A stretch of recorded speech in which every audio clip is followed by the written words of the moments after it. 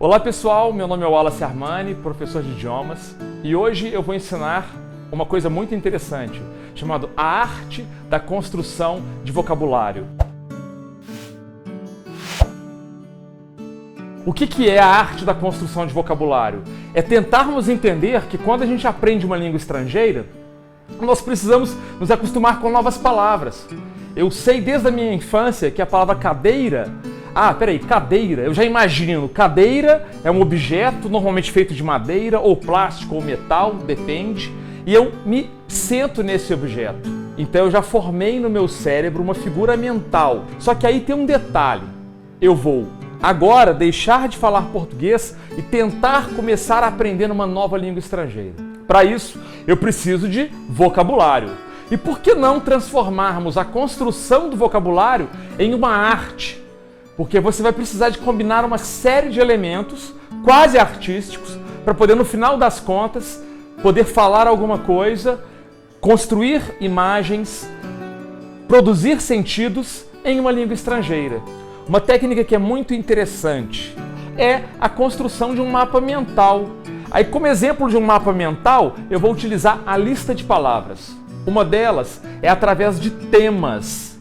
Aí eu digo, o tema dessas classes, dessas palavras são hotelaria. Quando a gente tem um tema e crio listas de palavras, nós temos um termo chamado tesauros, que é um termo usado em todas as línguas do mundo. Ela é uma palavra que veio do grego, é de origem grega, e significa tesouro. Mas quando a gente fala tesauros, quer dizer que é um glossário, ou seja, uma lista de palavras dentro de um tema já previamente definido. O que acontece? Eu vou criar um tesauros de hotelaria. Amanhã eu vou criar um tesauros de, por exemplo, de medicina ou de esporte, e aí vai. Você vai pegar várias palavras que têm relação com aquela área e vai começar a absorver isso. Uma outra forma de estudar vocabulário, de criar essa arte do vocabulário, escolha classes de palavras. Exemplos: substantivos, adjetivos, advérbios. Se partirmos dessas três classes de palavras, nós vamos pensar o seguinte, que é, eu tenho 30 palavras, aí eu pego 30 palavras da língua portuguesa, defino entre substantivos, adjetivos e advérbios, faço o seguinte, coloco essas palavras num caderno, ou no meu celular ou no meu computador, e traduzo essas palavras para a língua estrangeira que eu quero aprender, que eu chamo aqui de língua-alvo. Então vamos supor que eu esteja estudando finlandês. Eu vou pegar as 30 palavras do português, dentro daquelas três classes de palavras, adjetivos, substantivos ou advérbios, e vou traduzir para o finlandês. No momento que eu fiz isso, eu agora vou tentar ler em voz alta aquelas palavras. Para isso, eu já tenho que ter aprendido como pronunciar em finlandês. Aí eu pronuncio aquelas 30 palavras repetidamente, o tempo que for necessário. No dia seguinte, eu coloco mais 30 palavras. Então agora eu tenho uma lista de 60 palavras. Faço a tradução para o finlandês, que é o nosso exemplo, e repito agora em voz alta as 60 palavras, as 30 do dia anterior e as 30 de hoje. Eu vou partir do seguinte pressuposto. Normalmente uma pessoa, quando fala uma língua, ela se comunica entre aproximadamente 2.000 palavras. Ela lê jornal, lê revista, lê livro, ela escuta rádio, vê filme, assiste filme, ela fala com as pessoas, ela escreve e-mails, ela escreve postagens na rede social. Ela não vai usar muito mais que 2.000 palavras. Se eu pego aquelas palavras, as 30 palavras que eu separei, e utilizo aquilo diariamente num total de 60 dias, ao final de 60 dias, eu vou ter agora 1.800 palavras, que é a somatória de palavras. Mas olha só que interessante, eu separei substantivos, adjetivos e advérbios para construir o meu vocabulário. Por que eu separei essas três classes de palavras e não outras? Porque às vezes uma língua X, por exemplo, o português, tem preposições. Talvez no finlandês não tenha preposições. Claro que eu estou falando isso aqui de uma forma solta. Mas eu tenho que entender que nem todas as línguas têm as mesmas ou a mesma quantidade de classes de palavras que de outra. Mas eu sei que substantivos, adjetivos e advérbios todas as línguas do mundo têm. Eu estou falando de 7.000 línguas. É muita coisa.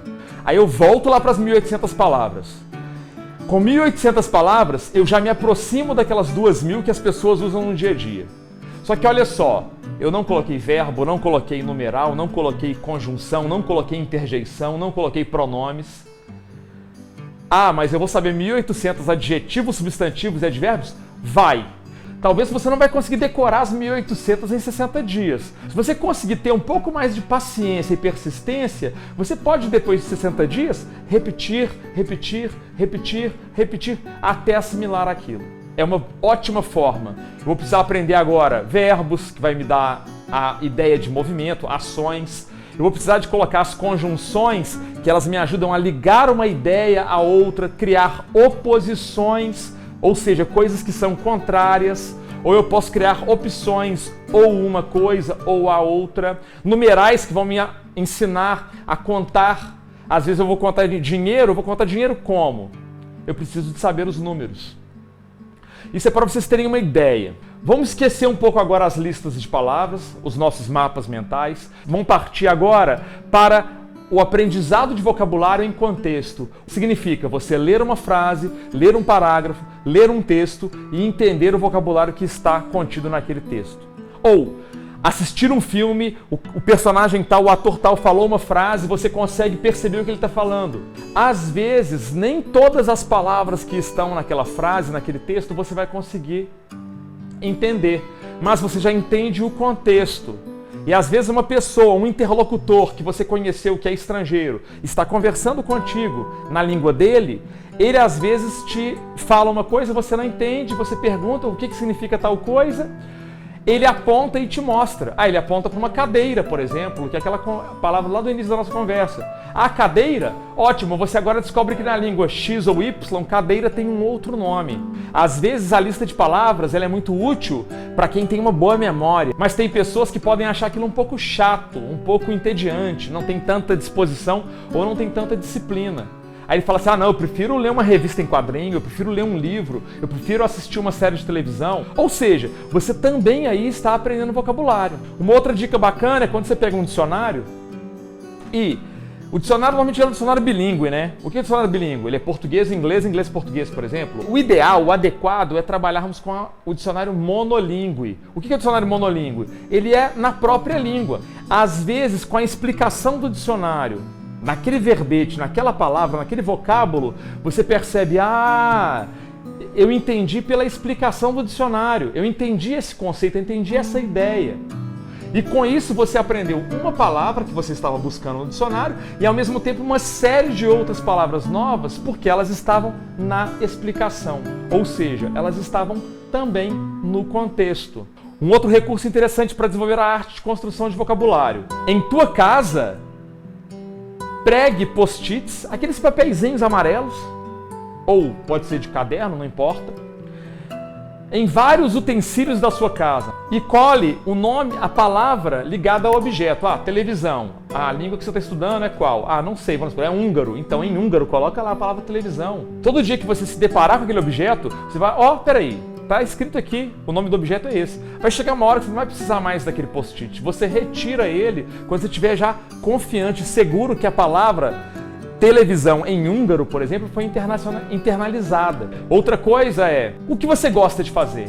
Eu gosto de ir para academia. Procure então imagens na internet, procurem revistas em língua estrangeira que tenha exatamente aqueles esportes que você gosta de praticar ou que você aprecia de assistir pela televisão. Então, para isso eu vou estender um pouco mais e falar o seguinte, eu vou criar vocabulário, eu vou compor essa arte de construção de vocabulário a partir, inicialmente, daquilo que me interessa, ou seja, em qualquer área do conhecimento, principalmente áreas que você tem acesso, você já estudou ou tem interesse em estudar, e comece a procurar aquilo. Você começa, às vezes, a entender palavras sem precisar de muito esforço. Aí você vai compor artisticamente, porque você vai precisar de uma certa habilidade comunicativa, da fala, para poder combinar essas palavras. Quando eu combino palavras, é como se eu estivesse escrevendo uma música. Eu tenho as notas musicais, eu combino as notas musicais. A música é uma arte. Eu estou o quê? Dentro de um processo artístico. A palavra, ela é importante para a comunicação. Então, se eu crio vocabulário, eu posso sim pensar que eu estou tendo uma construção artística de vocabulário. E eu vou precisar de habilidades, me desenvolver nesse sentido. Se você quer falar uma língua bem, você precisa de ler naquela língua, falar aquela língua, escrever naquela língua e entender naquela língua. Ou seja, se comunicar.